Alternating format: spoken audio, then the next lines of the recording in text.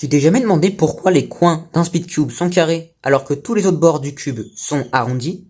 Bienvenue à tous et à toutes dans une nouvelle vidéo d'analyse. Aujourd'hui, on va voir le secret derrière les coins carrés d'un speed cube. Donc en premier, il faut savoir que cette caractéristique, c'est pas propre d'une marque, non, c'est propre des speed cubes en général.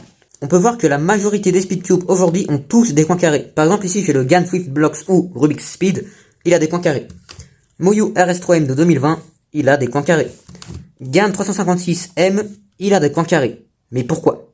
Donc pour comprendre le mystère qui se cache derrière les coins carrés d'un speed cube, il faut remonter dans le temps. Quand Erno Rubix a inventé son tout premier cube, il ressemblait à ça. C'était, pour ainsi dire, un design très simple. Et on peut voir qu'à l'époque, tous les coins et tous les bords du cube étaient carrés. Et donc, à un moment dans l'histoire, il y a des gens qui se sont amusés à le résoudre encore plus vite et encore plus vite les uns que les autres. Mais le design d'Erno Rubix n'était pas très rapide, pour ainsi dire. Donc, avec le temps, ils ont inventé les bords arrondis. Ok, d'accord, tout ça c'est bien, mais à quoi ça sert des bords arrondis? Et quelle est la différence entre un cube qui a des bords carrés entre un cube qui n'en a pas? Bah déjà, il faut savoir qu'un truc très important que tous les speed cubes aujourd'hui doivent avoir, c'est du corner cutting. Un cube avec du corner cutting, c'est un cube qui va pouvoir te laisser faire un mouvement sans avoir terminé un autre. Donc on peut voir qu'ici je peux désaligner cette face, mais je peux tout simplement faire un autre mouvement sans aucun problème. Et donc avec des bords arrondis, ça va être encore plus facile, parce que là on peut voir qu'en fait les pièces elles glissent les unes sur les autres. Donc si je l'essaye de le faire au ralenti, on peut voir que grâce aux bords arrondis, ça glisse. Et que si je fais la même chose sur un cube qui n'a pas de bords arrondis, on peut voir que les pièces elles vont se cogner entre elles, donc ça va pas me laisser terminer mon tour. Donc pour régler ce problème, ils ont tout simplement arrondi les coins d'un cube, et maintenant tu as un speed cube.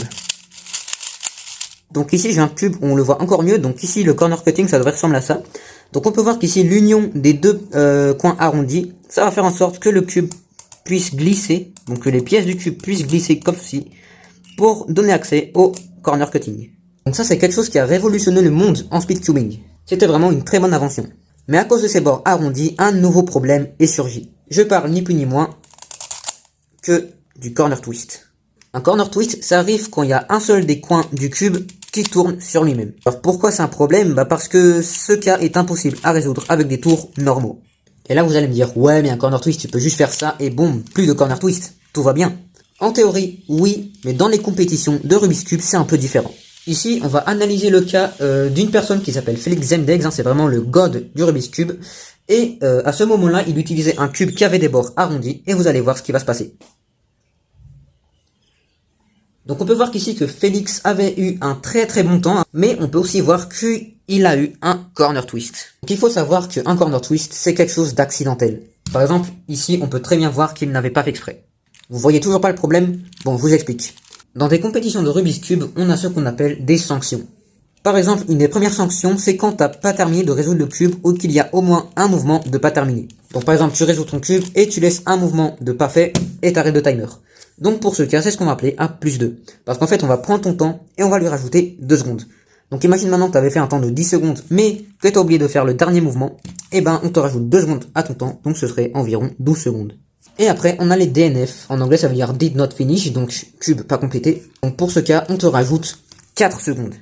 Et ici, un corner twist fait partie d'un DNF. Ce qui veut dire que là, ce temps-là que vous avez vu, bah non, vous lui rajoutez 4 secondes. Voilà, parfait.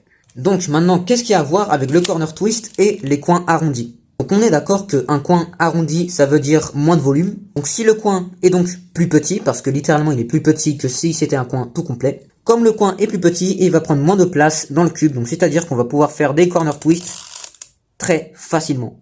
Donc là, pendant que je fais ça, je sens même pas la différence, je peux le faire très facilement, même avec 2 doigts. Hop. Donc le corner twist était vraiment très facile à faire sur les anciens cubes. Parce qu'encore une fois, on peut voir que le coin glisse sur l'autre pièce. Du coup, maintenant, on a 2 types de cubes, mais 2 problèmes. D'un premier cas, on a le cube avec les coins carrés, mais il n'y a aucun corner cutting. Après, on a inventé les cubes avec les coins arrondis. Il y a du bon corner cutting, mais il y a des corner twists. Qu'est-ce qui se passe après? Eh bien, mesdames et messieurs, dites bonjour au cube avec des coins carrés. Effectivement, ici, nos coins carrés servent à éviter les corner twists. Comment? Bah, comme ici, du coup, on a un coin carré, ça veut dire que c'est un coin qui va occuper plus de place sur le cube. C'est-à-dire que normalement, ça devrait être plus compliqué de faire un corner twist dessus. Pas vrai? On va essayer. Et oui, c'est beaucoup plus dur. Donc ici, si je l'arrête ici, on peut voir que le coin, il prend beaucoup de place. On peut voir que les autres pièces, elles sont genre... Arrête là, tu vas nous asphyxier là, c'est quoi ce bordel? Alors que si je fais la même chose sur un cube qui a des coins arrondis, bah on peut voir que les pièces ne bougent pas autant par rapport à l'autre cube. Donc ici, c'était une première méthode pour éviter les corner twists. Mais attends, tout à l'heure j'ai dit qu'un cube avec des coins carrés, c'était un cube qui n'avait pas de corner cutting. Donc normalement ce cube ne devrait pas avoir de corner cutting, pas vrai? On va essayer. Si, il en a. Et même encore mieux qu'avant. Hein. Donc ici, comment mon cube avec des coins carrés peut avoir du corner cutting? Ben, pour savoir ce qui se passe, je vais devoir le faire au ralenti. Donc si je vais faire mon corner cutting, donc je désaligne cette face, pardon. Et si je viens faire mon corner cutting au ralenti. Et on peut voir qu'il y a un truc bizarre qui se passe là. Hop, vous voyez? Le coin monte carrément sur la pièce centrale. Mais qu'est-ce qui se passe? C'est le coin qui fait no clip? Non mes amis, rien de paranormal. Pour comprendre ce qui se passe, je vais devoir démonter mon cube. Ok, donc là, on peut y voir un petit peu mieux. Donc on peut voir qu'en fait, ce qui est carré, c'est pas tout le coin, c'est tout simplement la partie extérieure. Mais on peut voir que dans la partie intérieure, le coin est toujours bien arrondi. On peut voir ici, c'est très arrondi. Et ici aussi. Donc en fait, notre mystère du coin carré, c'est tout simplement qu'ils ont pris le coin d'un Speedcube ancien. Ils ont tout simplement gardé la partie arrondie. Mais c'est comme s'ils étaient venus coller un autre petit bout de plastique par-dessus pour avoir un coin parfaitement carré, mais ainsi préserver notre corner cutting.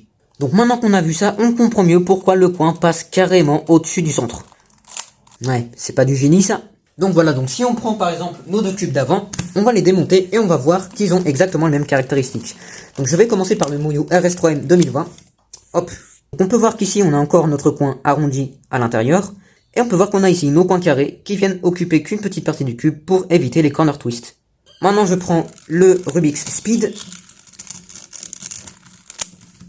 Et le Rubik's Speed aussi, on peut voir qu'on a ici les coins bien arrondis. Et notre coin carré, comme tout à l'heure. On peut voir que la majorité des Speedcubes aujourd'hui ont tous adopté cette caractéristique.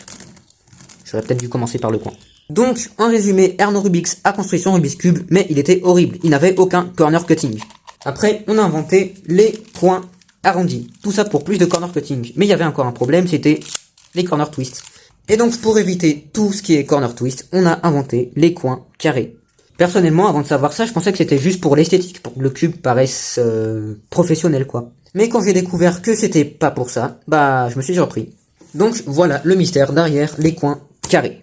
Donc, j'espère que cette vidéo vous aura servi, hein, parce que j'avoue que c'est plutôt intéressant le thème. Et je l'ai faite parce que j'ai remarqué que mon autre vidéo d'analyse sur les Speedcubes était la plus likée. Donc c'est pour ça que j'ai fait une autre petite vidéo d'analyse, rien pour vous. Donc j'espère qu'elle vous aura tout autant plu. Si c'est le cas, n'oubliez pas de liker et de vous abonner. Sinon, bah moi de mon côté, c'est tout ce que j'avais à vous dire. Donc je vous dis à très bientôt, à tous et à toutes. Ciao.